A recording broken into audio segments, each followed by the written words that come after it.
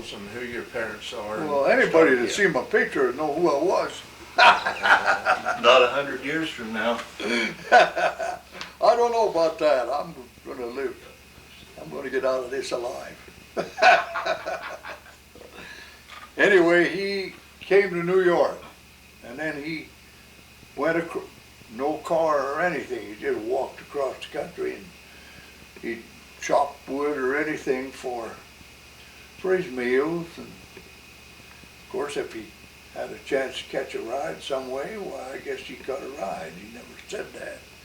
He never said nothing about that. But About what year was this? oh, that would be probably in the 18s, yet the last part of the 18. And He came into New York. mhm, From where, Bill Rube? from Switzerland. Switzerland. Mm-hmm. Okay. French-speaking part of Switzerland, wasn't it? Yep. Well, there's about 3 ports there. There's German and Switzerland and what's the other one? French. Yeah, French. And so from there, why, he got a job there, helping the farm and that. And the 1 year, why, well, for about a couple of years, it just nothing but rain, and they couldn't thrash the grain.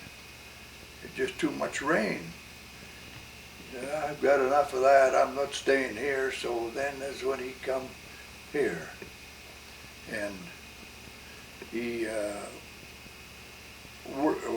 bought this. He got this. I don't know how they done it. I guess homesteaded or bought or whatever they had done then in them days. Well, Hatfield From Hatfield. owned it, and I think he pretty much cleared the land. Yeah. And the record shows that your dad in 1893 purchased this particular farm here. That's what I say. It was the last part of the 18s. Oh, yeah. Anyway, then he bought a place in Hooper, and he made salt over there. But before he made salt over there, why, there was a place here below Miller's that him and George Payne and Chesney, I think, was in together on it, and they made salt there. It was, I can't remember that, and I can't remember just where it was, but it was somewheres in the neighborhood of where Miller's Ponds was, you know. So that's all I know about that. And then they went into Hooper, him and George Payne, you know, run that and shoveled a ditch and had a pump there. I remember going over to Hooper and helping him run the pump, you know.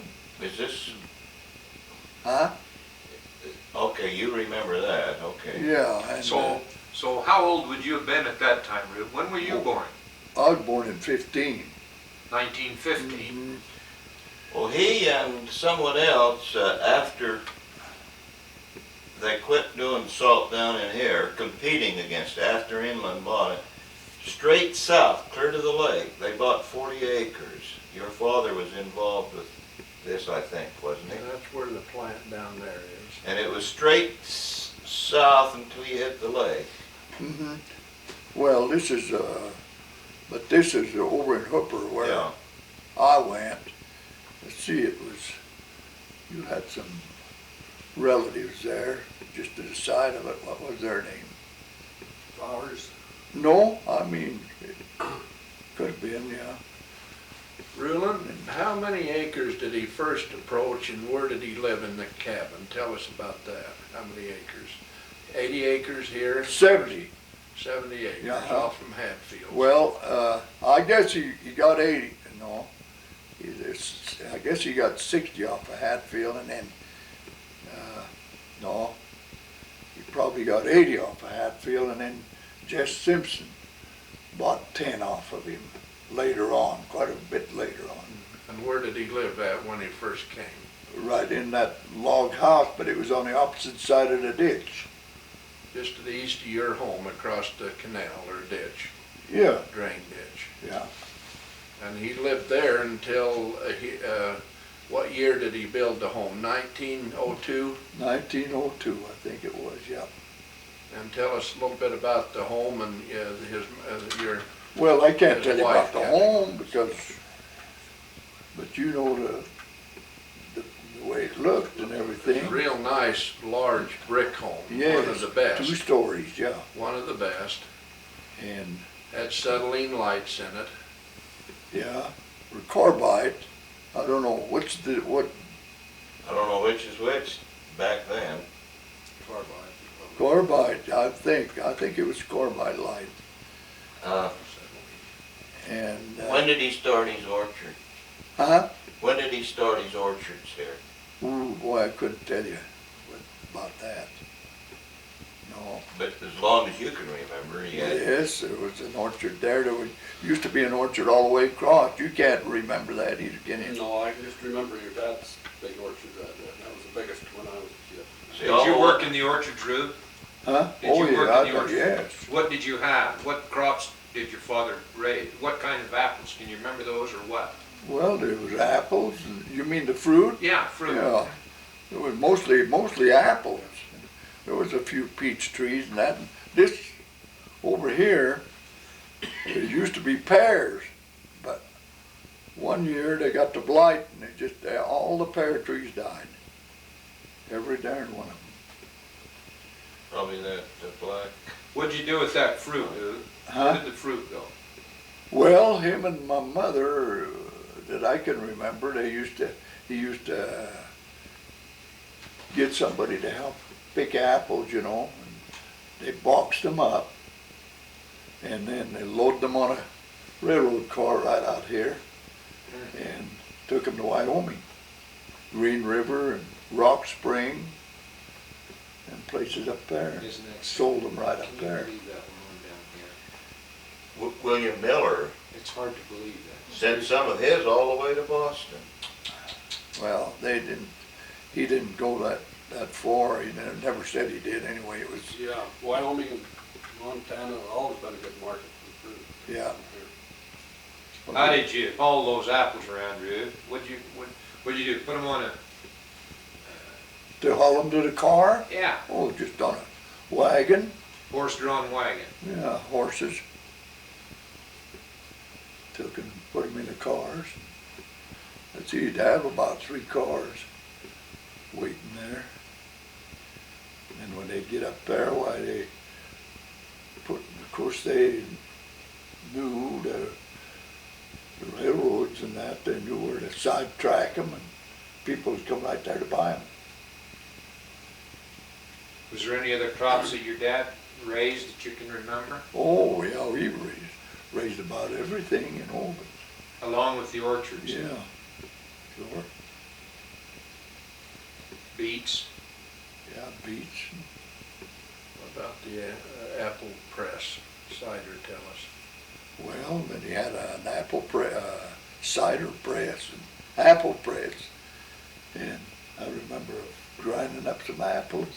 Can you describe it, how it worked and what it Well, it just got two things inside of a hopper, and them apples, when the apples went through them, they was ground up, and then they'd drop them down into a couple of, I don't know what you'd call it, but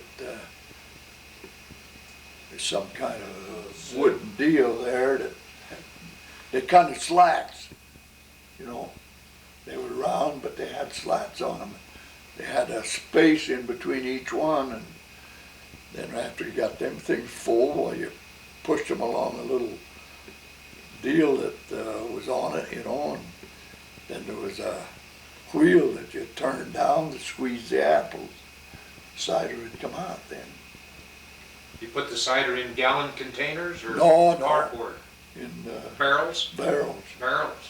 Tell us about your experience with the bear. No, I couldn't tell you You that. need to Yeah, get we that had for to that. posterity. That was a wooden barrels. Yeah, saves. He had an experience getting one in the winter when it was froze. Tell us. about oh that, well, Rulon. I heard it, you know, and so I thought, well, I'll try it, you know. And they said that after the cider got real hard, why, and then it froze, then the alcohol would go through the middle. So I had a bit there. There was alcohol in it, but boy, it was rotten.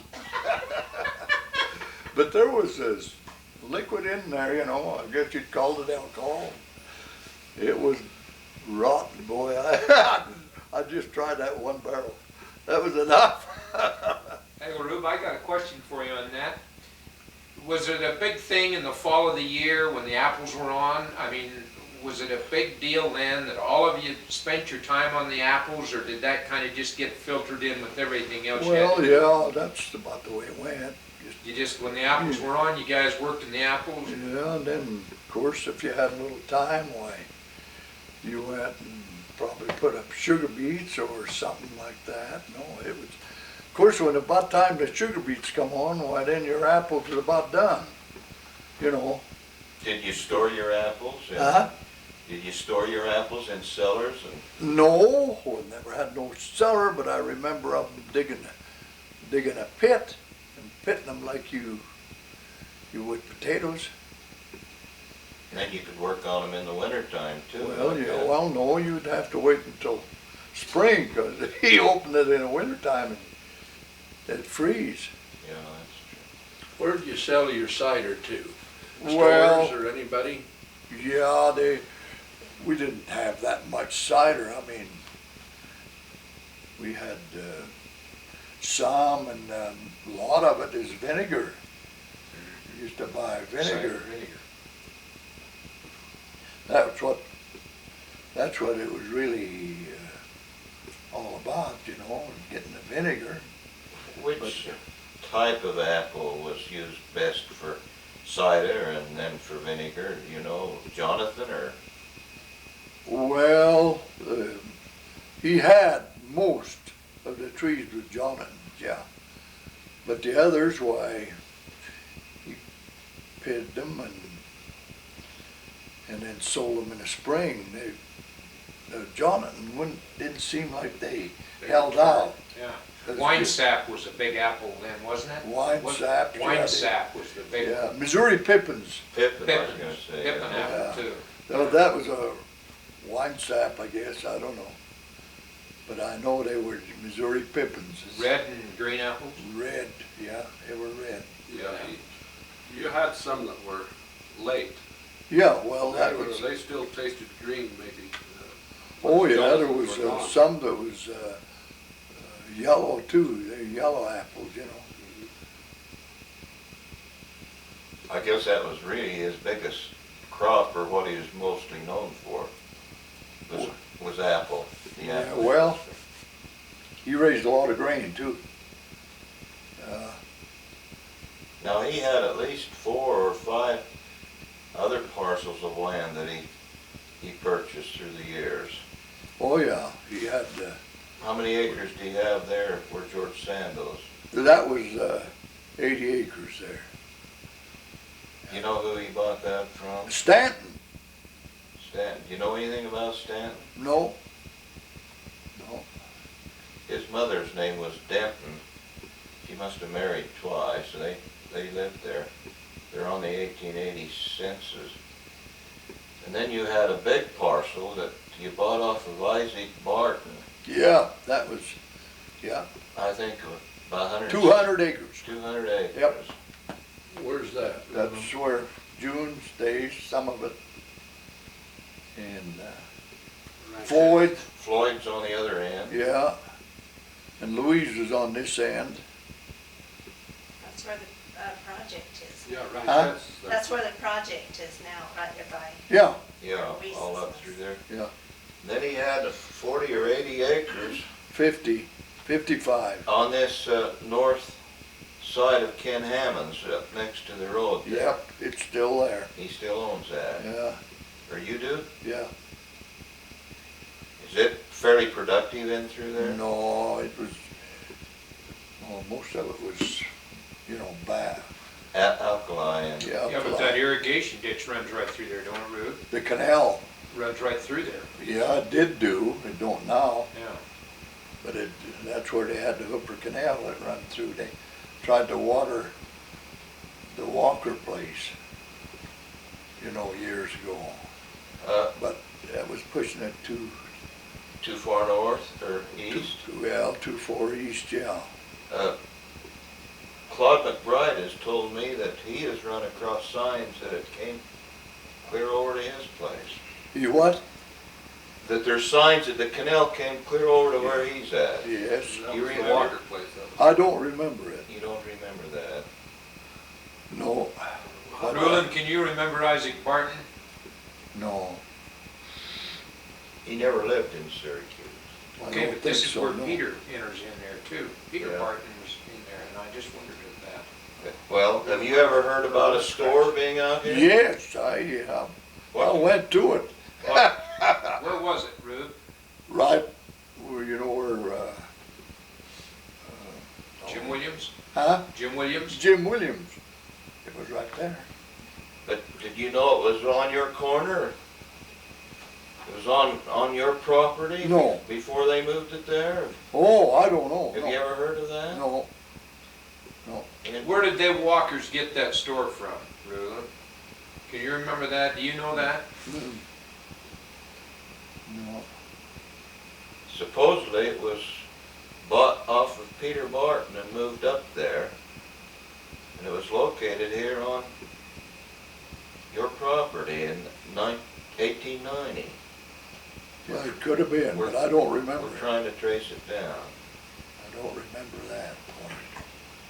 Tell us a little bit, if you remember the Walker store, a little bit about that. What they done, the activities, did they have a granary to the east of it? No, not that I don't remember the granary. Now, I don't know where the granary was, but I think it was a tiding granary too. It was up where Childs' is. And there was, my dad got one part of it and moved it down here. And from here, Eddie took it down there, you know. 2,700. We've got videotapes of that. And we've interviewed Dell Where that's at. Cook. Who? Dell Cook. Yes.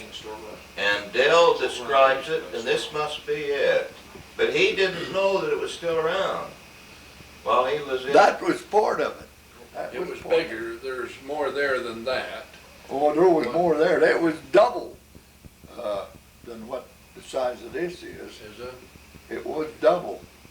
That's good to know. And then I think that Eddie cut it down some too, you know. It's quite high.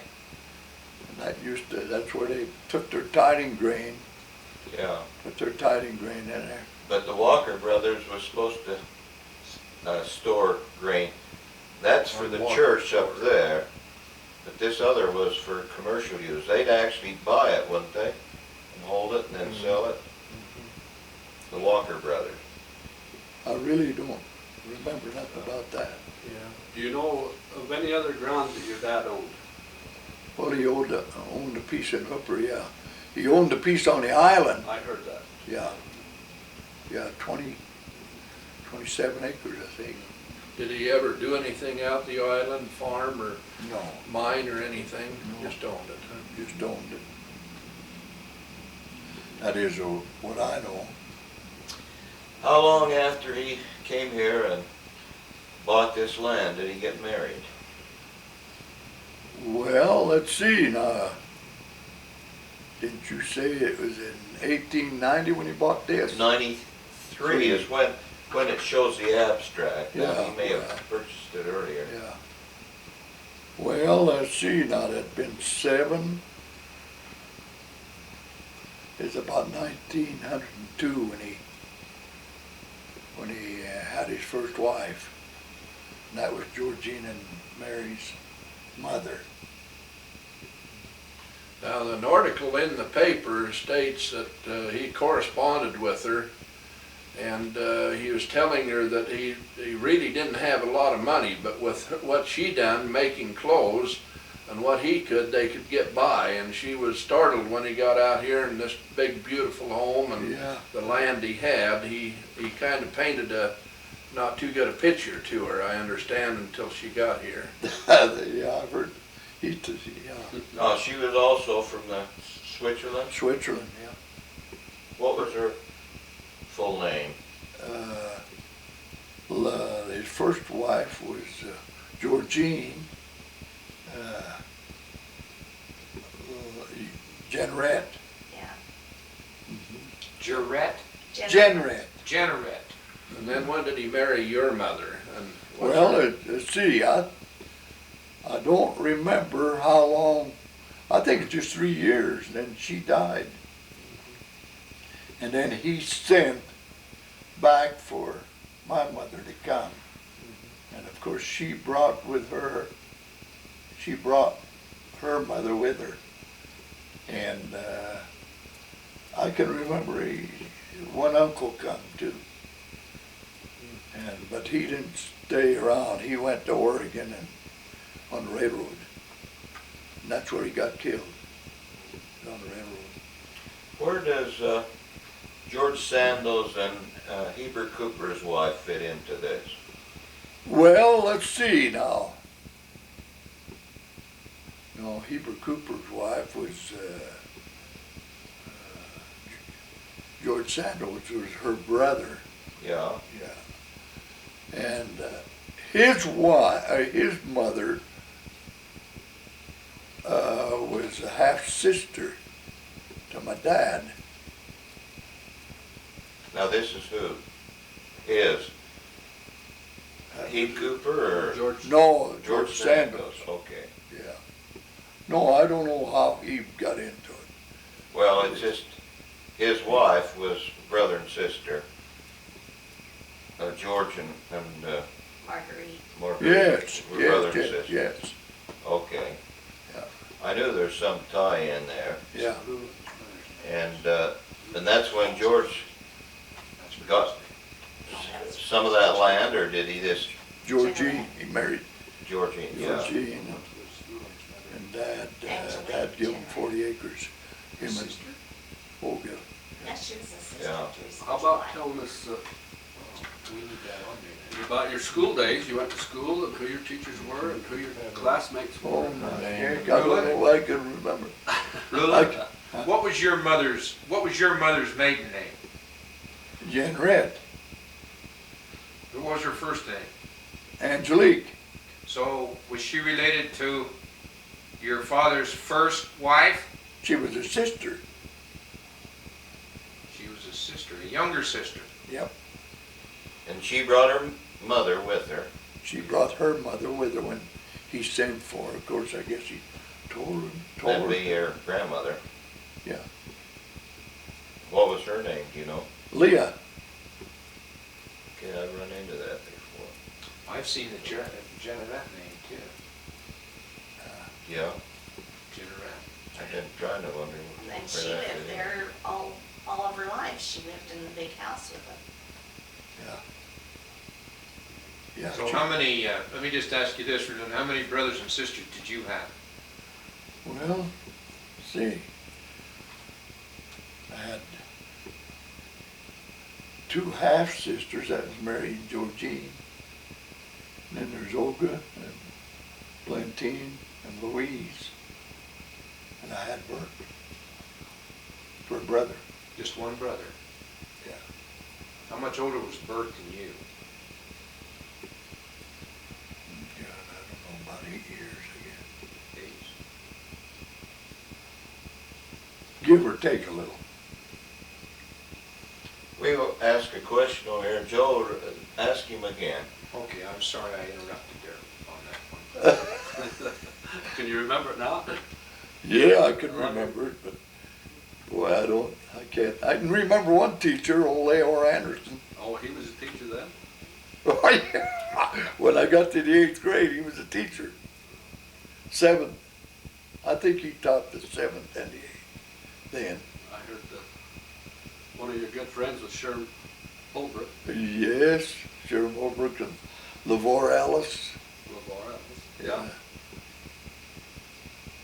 You remember, yeah, you ought to remember them. Well, I do. I can remember LeVar and Burnell. That was younger than LeVar. Yeah, I don't know which. I seen where old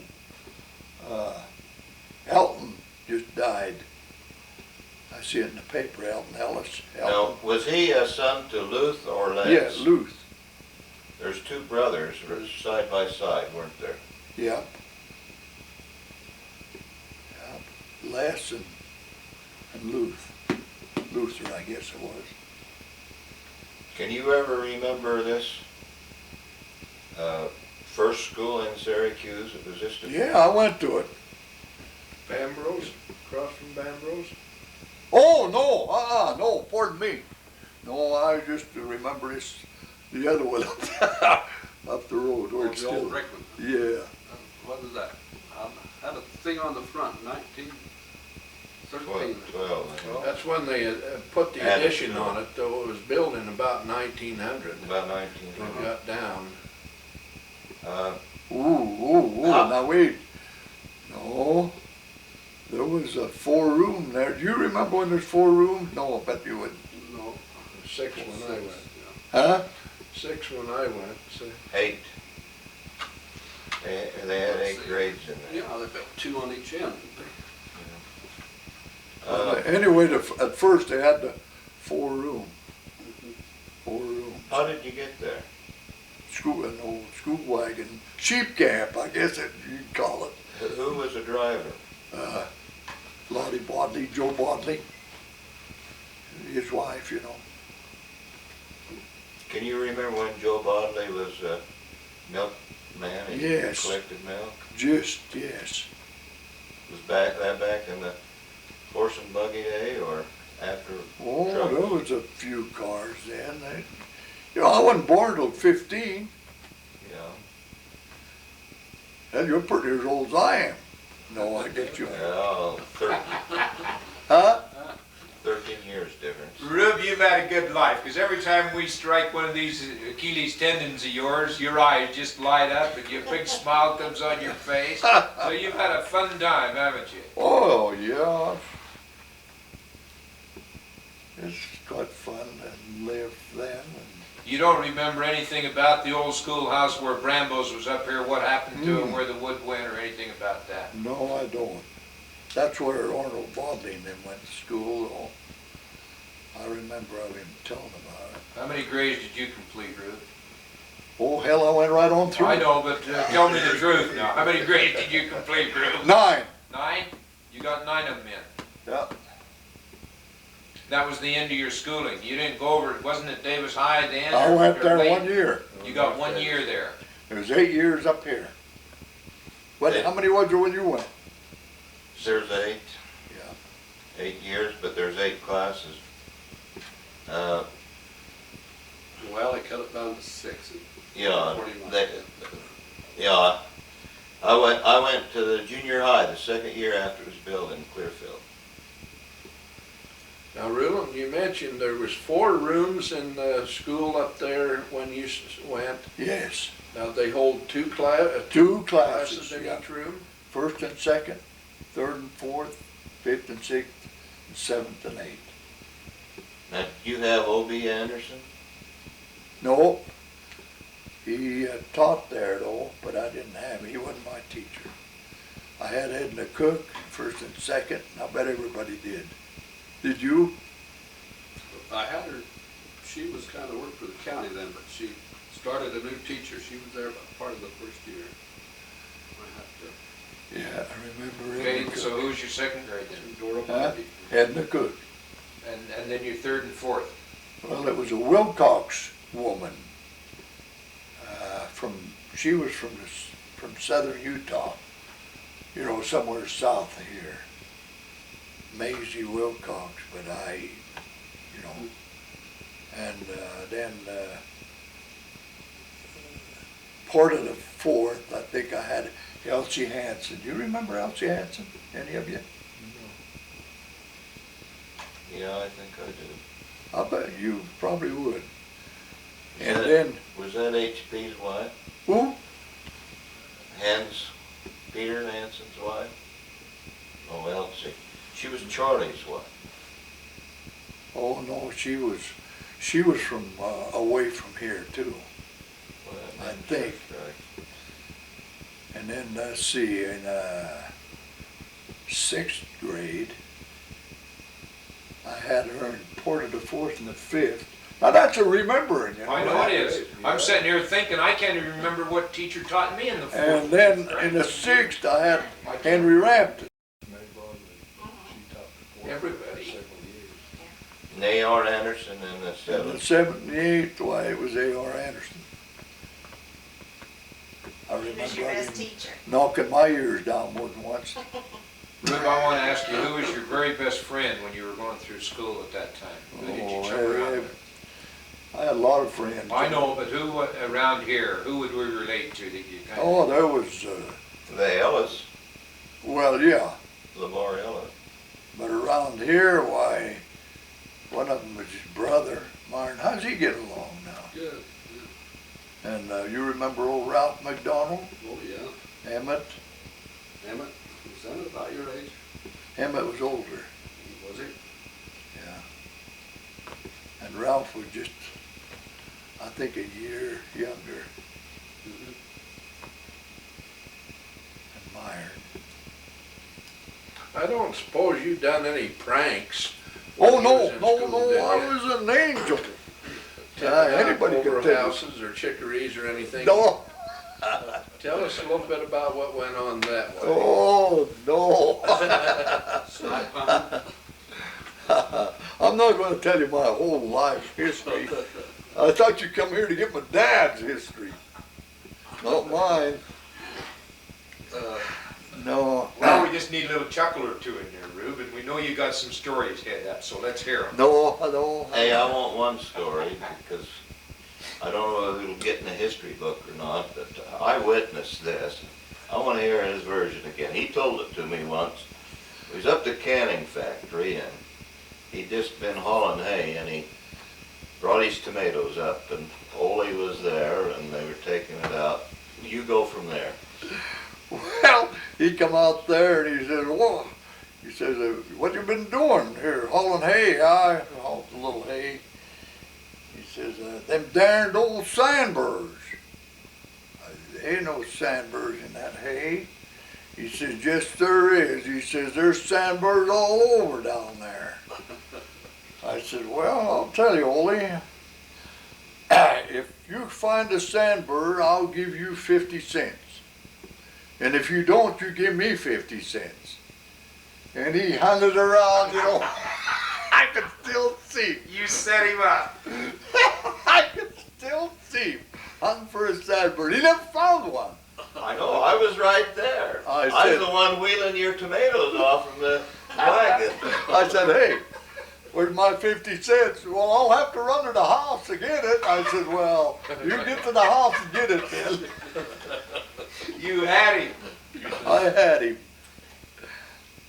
Yeah, I remember old station, yes, sir. I didn't know you was around though. Yeah, I was right there. I've told that story quite a bit. Well, I was telling the truth then, wasn't I? I'll bet Ole didn't tell it. You think it was the other way around, don't you, Joe? Yeah. Now, you've always had a Caterpillar tractor. Now, did your dad have the first one, or was that you that got the That was mine, the Caterpillar. He had a Clee-Track, Clee track? Yeah, I remember those. Cleveland. Yeah, that was quite a tractor.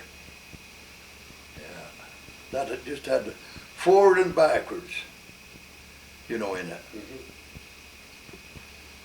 But then, Belt pulley was on the front, sideways. You had to yeah, park it sideways. Yeah. Belt pulley. yeah, you remember it.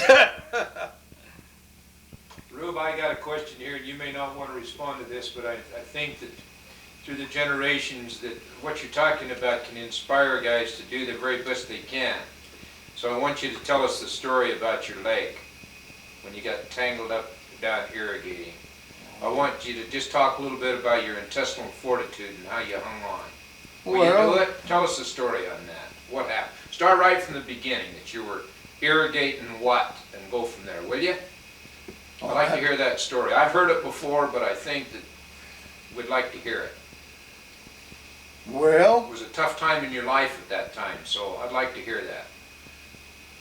well, there's not much to There's a tell lot you. to tell on it, so just whip her on us. Well, I was supposed to take the water at 10 o'clock at night.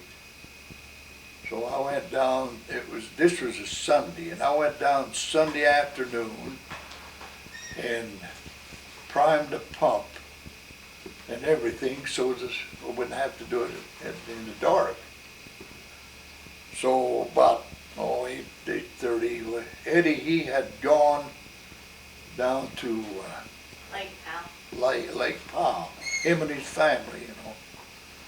So, of course, he had the key to the house, and we went in, I and Mary went in and turned the television on for a while, you know.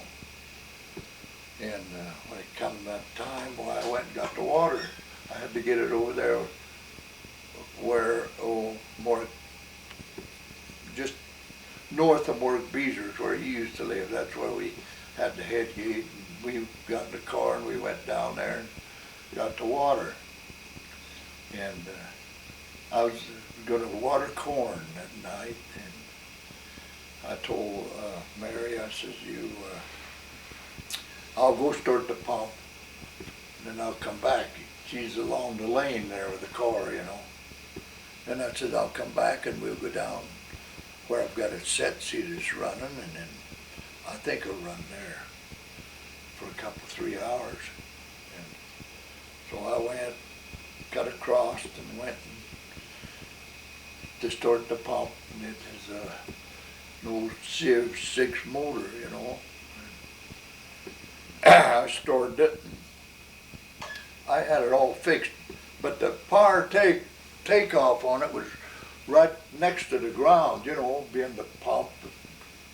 Everything was right next to the ground. And there's one thing I think of a lot of times when I tell this story, why I didn't have my boots on.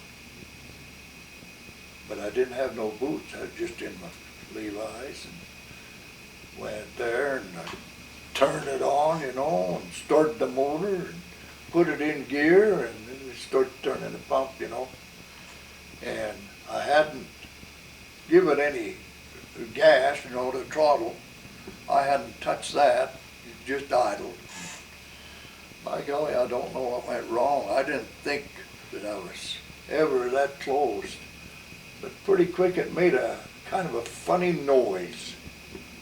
And the next thing I knew, it had them darned overhauls, the shaft on it, you know. And boy, it was a turning me over, and I'll tell you, I get on the leg and that, tearing the overhauls and that. And just about that time, why, the foot valve opened, you know, and when that opened, it takes more power, you know, and it killed the motor.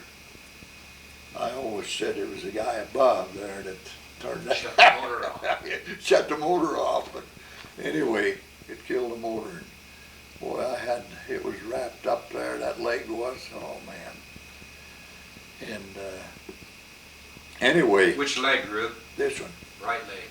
Yeah, and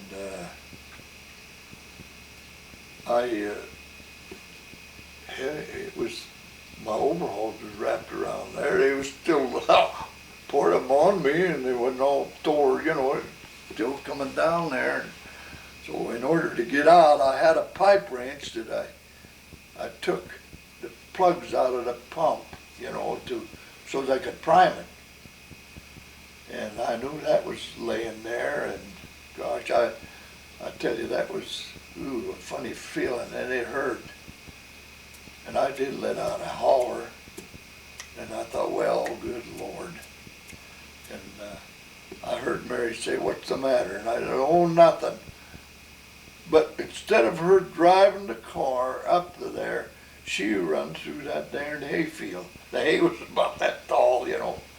She run through that to get to me.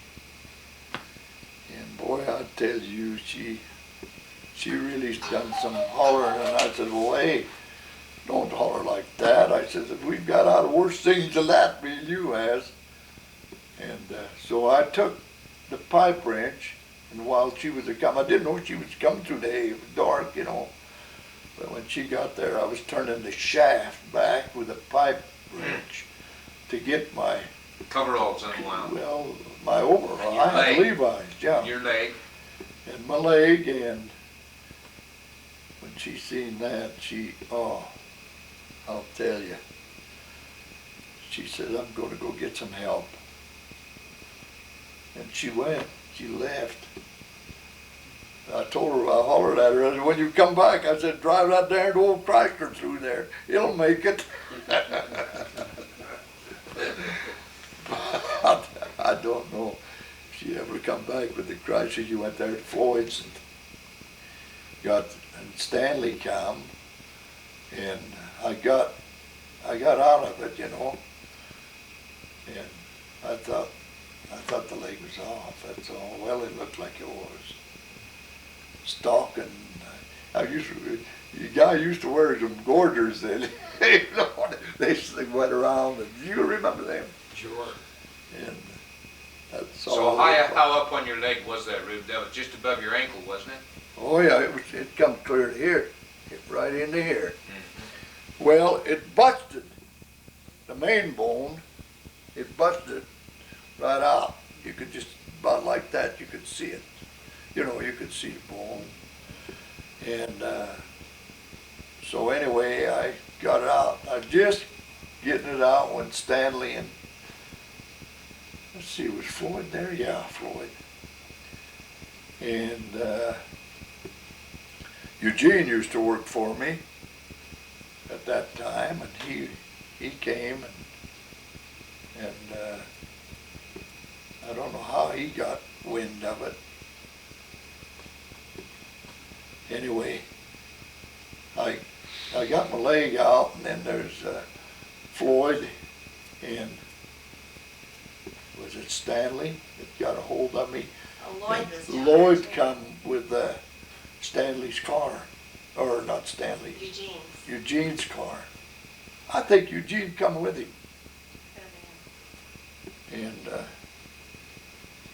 they got a hold of me, and I was hopping on the one leg, and the other was just hanging there, and I don't know what happened to, I see Floyd and Eugene, I think, had a hold of me.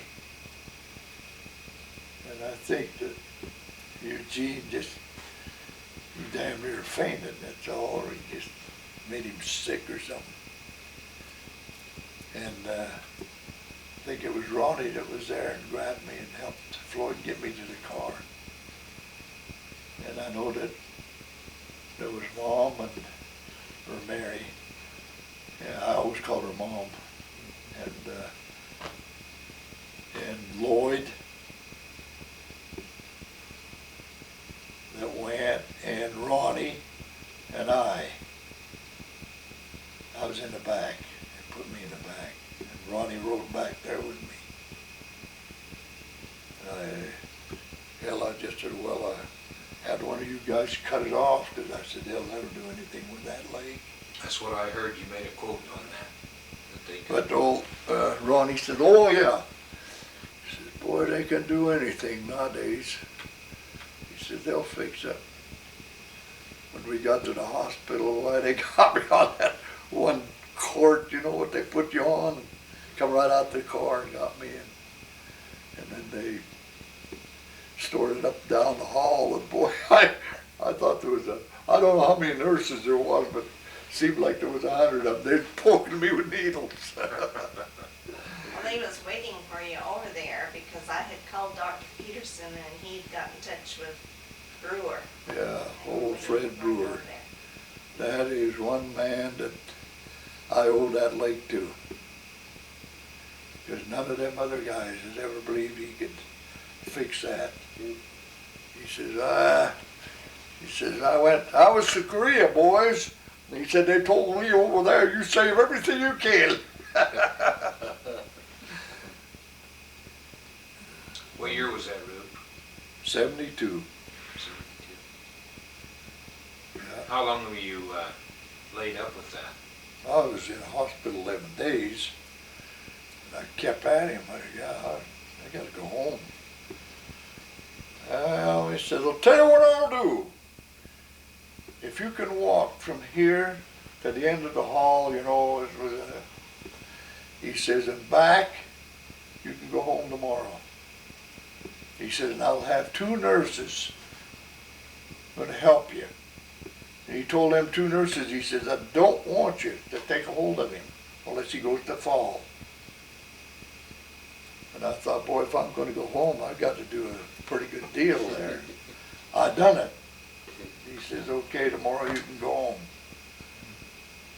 So the next day, why, I come home, and Mary took care of it, wrapped it and that, you know. Nah, that was a real experience, I'll tell you. And what'd you do? You had to go into him twice a week. Yeah. But perseverance, Rube. You Huh? had it. Perseverance. You stayed with it. Got Oh. yourself better, and you're still working on it. Yeah, that happened 7th of July, I think. And I bet you would remember when we went and chopped corn. I went out there and run the chopper. And That of course- fall. Huh? That fall. Yeah, Down on the that 7th fall. of July, Yeah, that fall, you went out and worked. Yeah, Wow. and I'll tell you, Mary was with me, you know. She sat on the old fender of that John Deere. I thought, I think I'd make that, pull that in another gear. So I put it in another gear, and she says, you put it back there and leave it, because it damn near killed out, you know. But you put it back there and leave it alone. Well, you remember you put your crutch up over that there pipe and Yeah. it started on fire? Over the exhaust pipe. Yeah. Tell us about when you tangled with the bull. I don't know, he's gonna load the old bugger and take him to town. And the old bugger didn't want to go to town. You know, he was gonna sell him. He didn't want to go. Now, old Blair Dahl, he was gonna haul him over because he had a pretty good truck there. So we got him. He come down there and backed in there, you know, to get him, and that old bull didn't want to go. That's all. Pretty quick he turned around, and there was Eddie and Bort, and he was going to take after them, and they got over the fence. Well, I was by the gate, so I got on the other side of the gate. I told Eddie, I said, you'll never chase that damn thing in there. I said, go get the tractor with the loader. And by hell, I bet we put him up in that chute.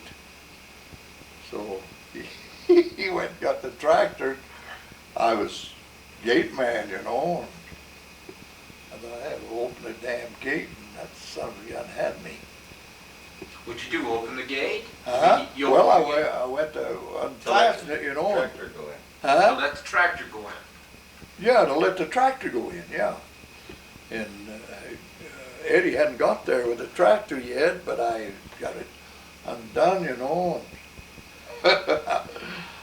Hell, the next thing I knew, he had his head between the legs, and he throwed me up as high as the roof of the barn, and I come down. Well, when I come down, it knocked the wind out of me, you know, kinda. And that son of a gun just got his head, and I could just still feel him just scraping that damn cement with me, and old Blair Dahl hollering, hey, the bull's got him, the bull's got him.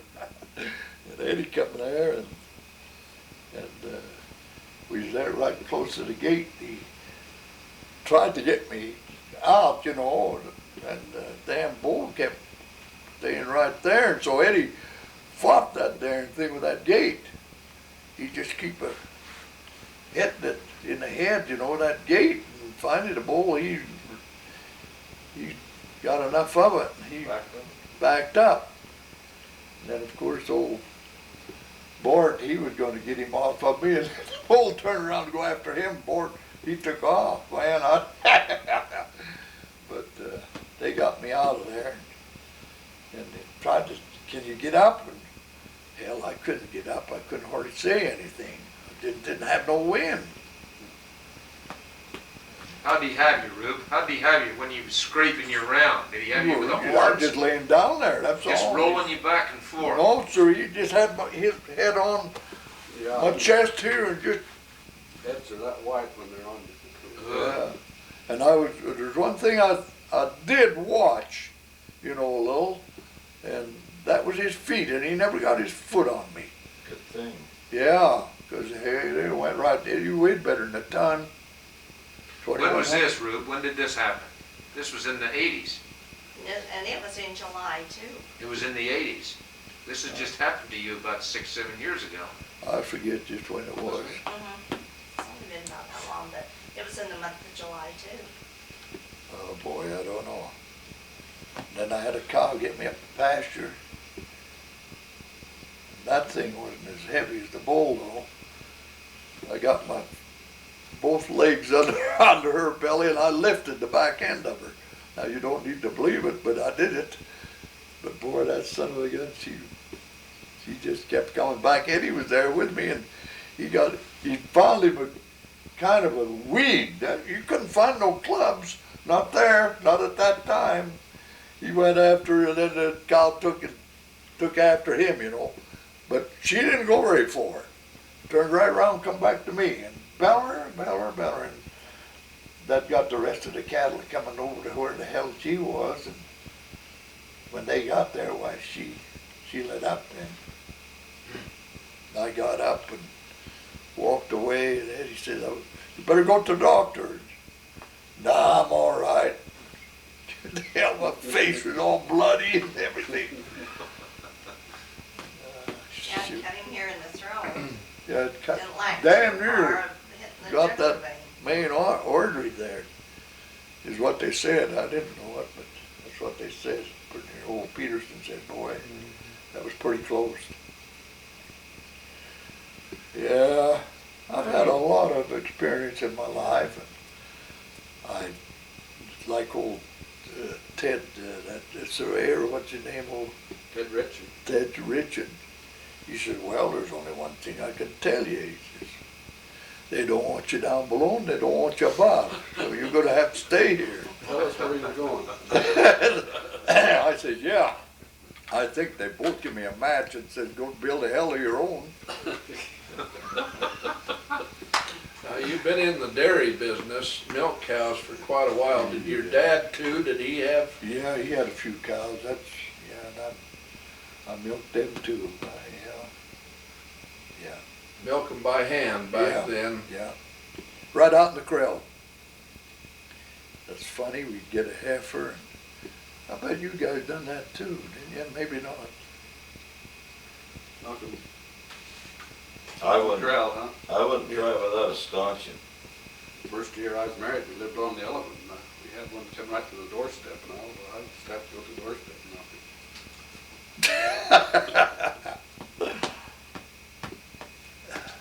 Where did you live then? What home was it? Rulon, now you mentioned you had grain. Who threshed the grain? Oh, Orson Bybee. Orson Bybee ran the thresher. Time, yeah. Did you have, what do they call them, binders ahead that prepared it? Well, yeah, we had a binder. You had one, huh? Yeah. How does that operate? Tell us a little bit how that binder works in the thrashing. Well, it cut the grain, then it went up a canvas elevator and back into the machine, and it tied it up in bundles, just like your baler, kind of like your balers do, the hay balers, you know. And then you'd have to come behind and put the bundles in In the stacks. shock, yeah, Shocks. after you got through, you did that. Yeah, Huh? dried grain, cut it kind of green. Is there any of those left around the country? We'd like to get one. Boy, I don't know where you'd go. I'll let you, let's see, where is it that they have this demonstration every fall? Up at Logan, yeah. They have the old steam engine, everything, you know. We'd like to know where Orson Bybee's threshing and steam engine went. I don't know that. I don't know. Rulon, did you raise beets here? Yes. pretty good tonnage Yeah. down here before they wired it. Well, no, that, just, After, when they quit raising beets, I was raising beets down here, you know, on some of the ground that we, where was the drained. dump you used? Right over here. Right, Jack Kerr's. yeah. Do you remember when they put that in, or has it always been there? The dump The dump, the beet dump? was there for a long time, I don't, Probably before yeah. you were born? I imagine, yeah.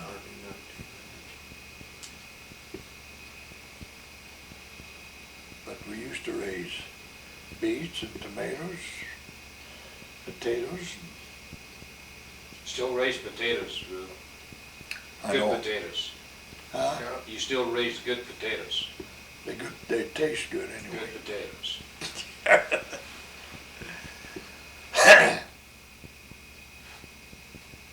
Well, that's about it. Well, you just need to tell us who you married, how many children you had. I had two.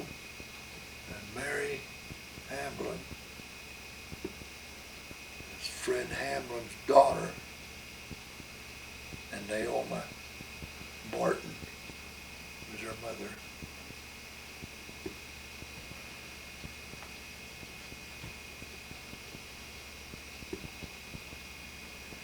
Yeah. And your kids. Uh-huh. Your kids, name of them. Names of your children. June, Eddie, 2 kids. 2 kids.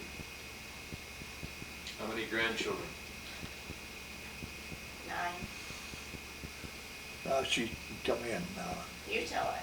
Huh? You tell it. No, I mean, I had 9. Great grandchildren. Oh my God. Come on, you can think of that. Take a minute.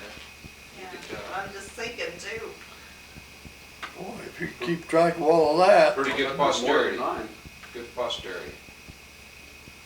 Good family. And you got about 24 great-grandchildren. And 3 step-grandchildren. Well, you ought to know.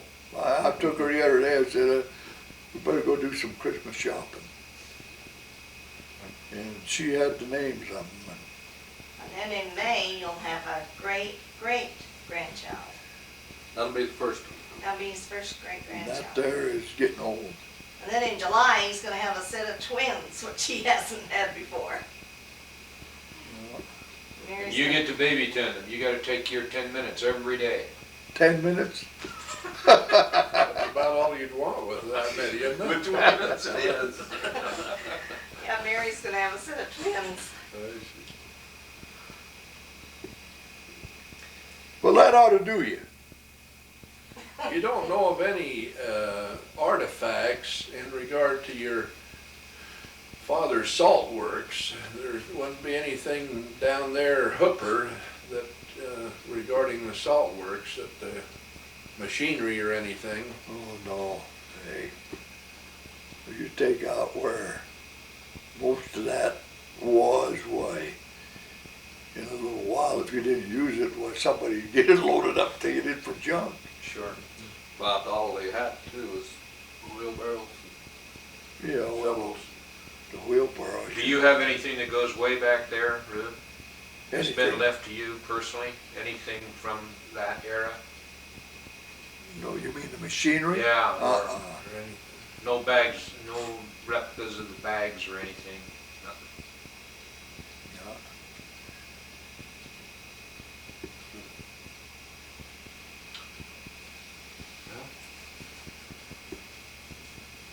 Done a good job. Yeah, that's interesting. Very good. Well, I've done the best I could.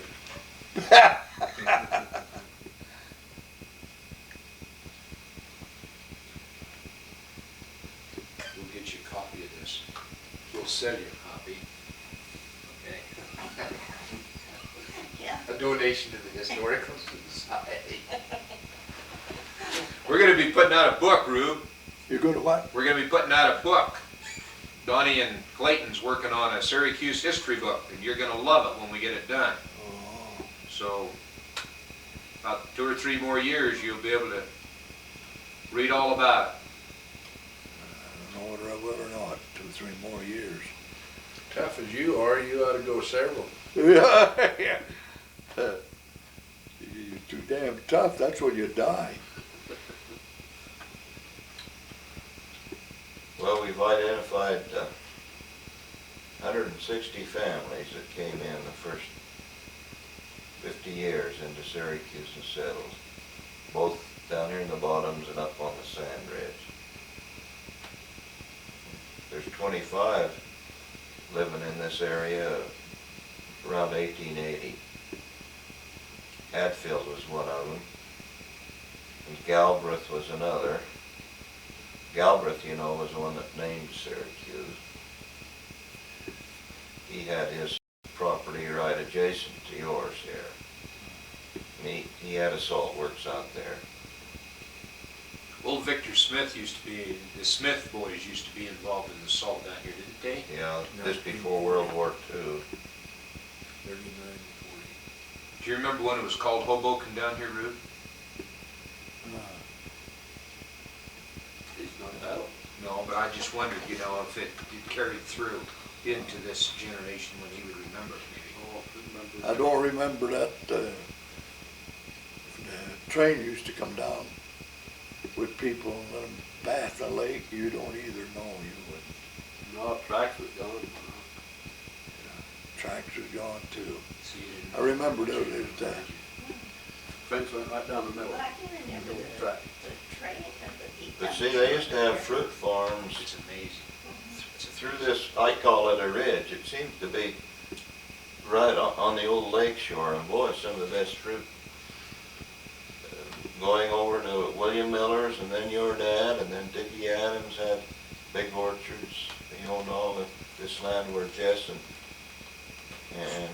Joe's dad. And then there's Parker's over there. Gil Parker had a lot of fruit orchards. It seemed like that's mostly what they grew through here. A lot of pear and plum trees. Yeah, probably the year when pears had blight, or maybe when the minerals started to come up, what killed them old pear trees. Or possibly Yeah. too many flowing wells, too. No, I don't think. Mineral did come up, they say, when I started irrigating on the hill. Yeah. And around the turn of the century then. My grandpa had a lot of grapes too. Yeah. Kerr's over here did too, I think. Yeah, they did. That time this was known as the best orchard area.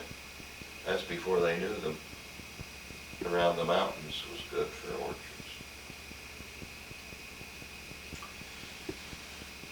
Well, we better close this because you've got to give the count a shot, haven't you? Yep. Yeah. And we appreciate it, Rulon. Well, I hope you do. You did a good job, Rube. Appreciate it.